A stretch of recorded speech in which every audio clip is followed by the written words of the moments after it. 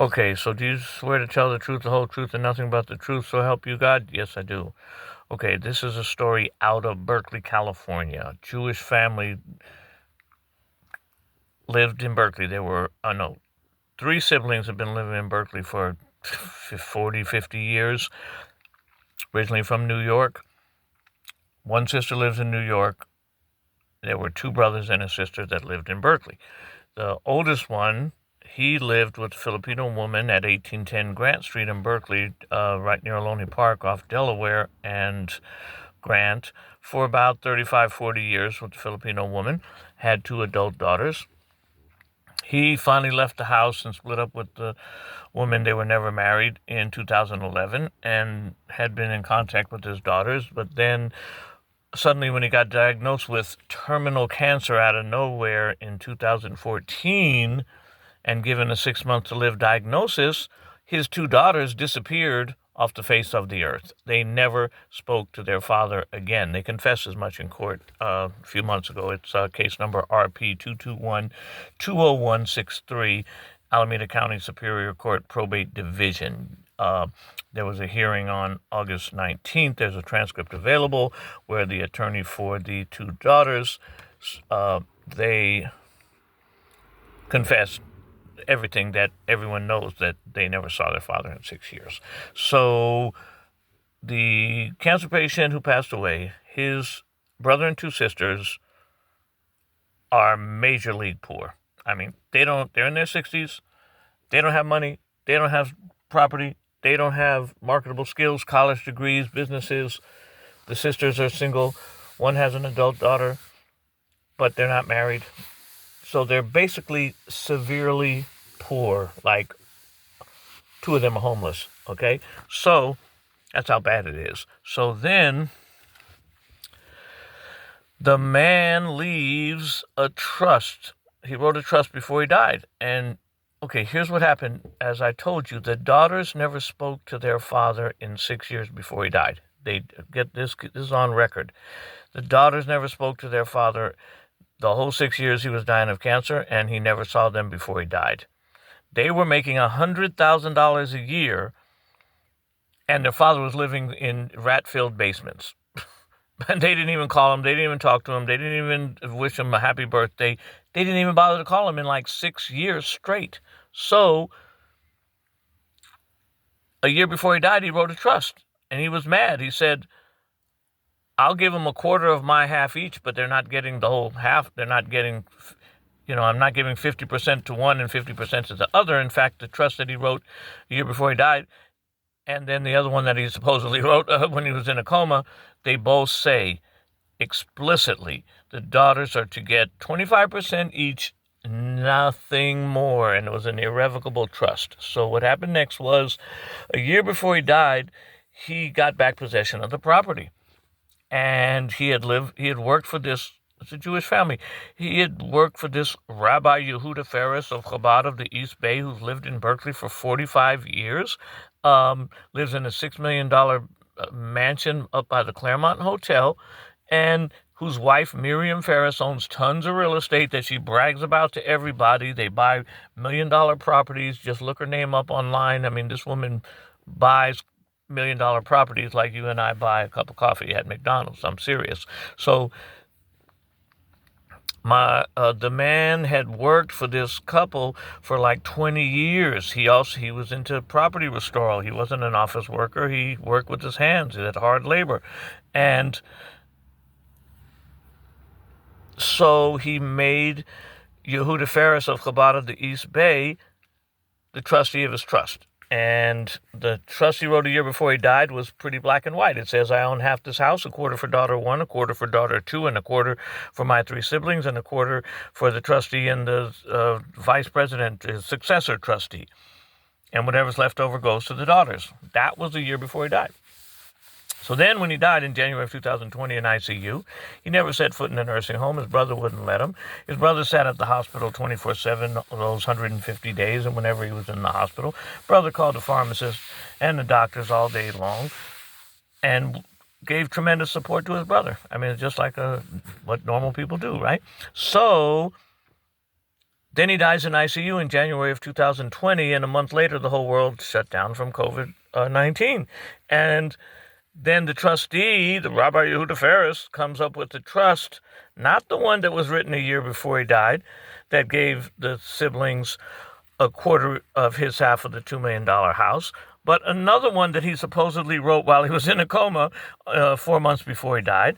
And that one said to put a lien on the property with interest until the siblings got $90,000 to split 3 ways. And if they didn't get it in 9 months, it'll become a permanent interest-bearing lien on the property until paid in full. Black and white, irrevocable trust. That's what you're supposed to do. You can't change it. So there are other kind of trusts you can change, but not irrevocable ones. So the man had gotten back in the house a year before he died. He kicked out his girlfriend who didn't want to share, but he went to court and the judge said, look, he's dying. He gets to die in his own house. If you don't like it, get out. And so they made some settlement agreement that he gets out, she gets in, and if they can't settle it later, then the lawsuit would go on, but otherwise it was a temporary dismissal. But it was allowed to be refiled if they couldn't, come to a negotiated settlement. So the man's brother had been taking care of him for 6 years. So wherever he went, his brother went. So when he got back in the house, he just got out of the hospital in 3 weeks in a coma. He could barely stand up. He invited the brother in, and then the brother was working with them closely in the house that last year as he was dying. He was hospitalized 150 days. He was in a coma the last 6 months of his life. They come up with a trust that supposedly he wrote 3 months before he died that didn't give ownership to the 3 siblings, but gave a lien on the property with interest until $90,000 was paid. Well, it's 5 years later, 2025. The house was sold for my brother's half of the house was sold for $82,000, but the whole house is worth $2 million. Think about that. Half the house is worth $1 million. It's in the trust, and there's a lien supposed to have been on the property to secure $90,000 to the 3 siblings plus 10% interest a year. But now, 5 years later, the trustee sold the property out of the trust for $82,000, but it was worth $1 million. Half of a $2 million house, you sell for $82,000, and then the siblings didn't get anything. So the trustee's still sitting in a mansion, $7 million, 6-bedroom mansion by the Claremont Hotel. His attorney got $57,000, but the siblings got nothing, right? And so the brother was living with them the last year. So then after he died, COVID shut the world down, and there was all this eviction moratoriums and shelter-in-place orders, so you couldn't leave. So suddenly 2 years in, 2.5 years into after the man died, in May of 2022, when COVID was still very dangerous and nobody was sure that it wasn't the end of the world, and there were no vaccines, well, the rabbi, trustee Yehuda Ferris, told his lawyer, William Jhon Rogers of Petaluma, license number 154219. So that lawyer writes a letter to the cancer patient's brother, who had been living there for 2.5 years, waiting for his $90,000 to split with his sisters plus interest. That sibling gets a threatening letter from Yehuda Ferris's attorney, William Jhon Rogers, out of Petaluma, and it says, get out immediately in 2 months or else you're never going to get a penny, and accept this offer. So when the man went to say, well, what offer are you talking about?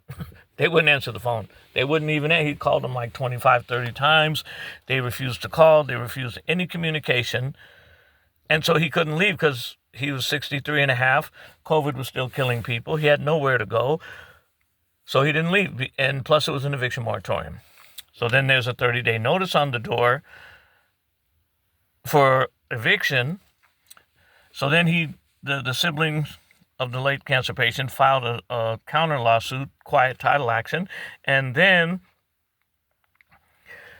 there was a stalemate for a year, and then the sibling had to give his last $8,000 from COVID unemployment to a good lawyer who stalled the case for a year, but then he finally lost at trial about 14 months ago, and he had to leave.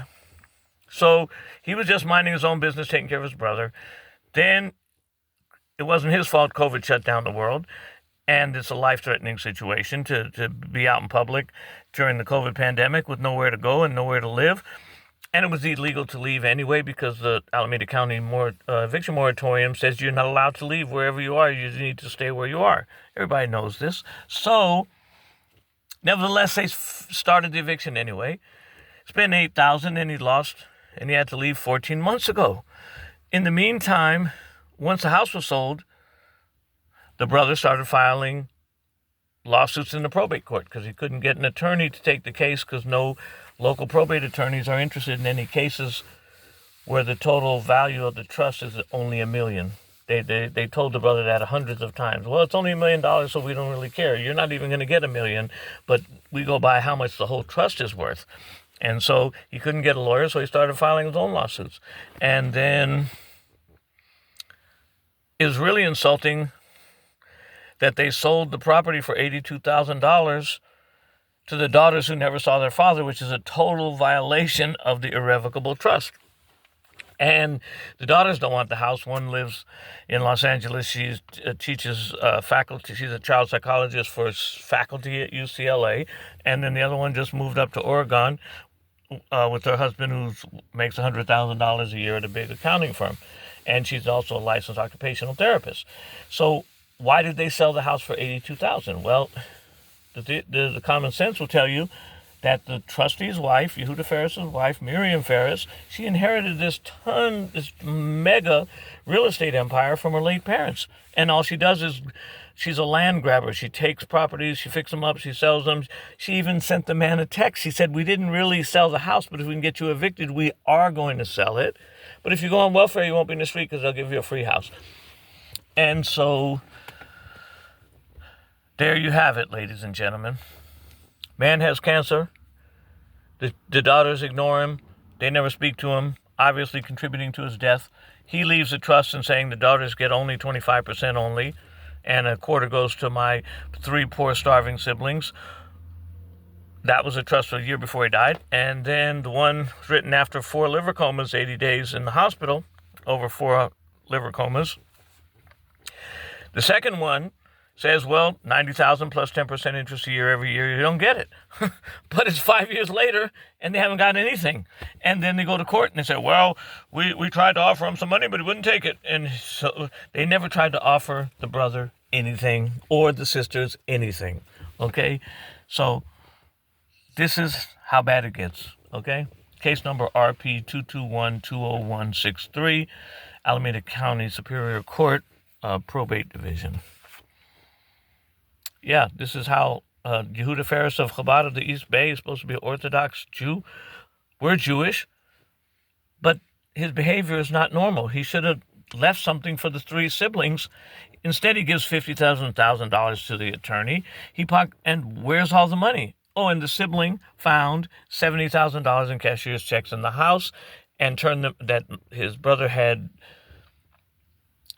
took all his money out of the bank 3 weeks before he died, converted it into cashier's checks made out to himself. So the brother found the checks in a garbage bag in the closet and almost threw them out. But when he discovered them, he gave the money to the trustee, plus a key to a safety deposit box that supposedly had $15,000. So he gave the sibling gave the trustee $85,000 in cash. And to this day, him and his 2 sisters only got $4,000 a month. But they're starving to death and living in the street. Why didn't they get their inheritance? This is not how you run a trust.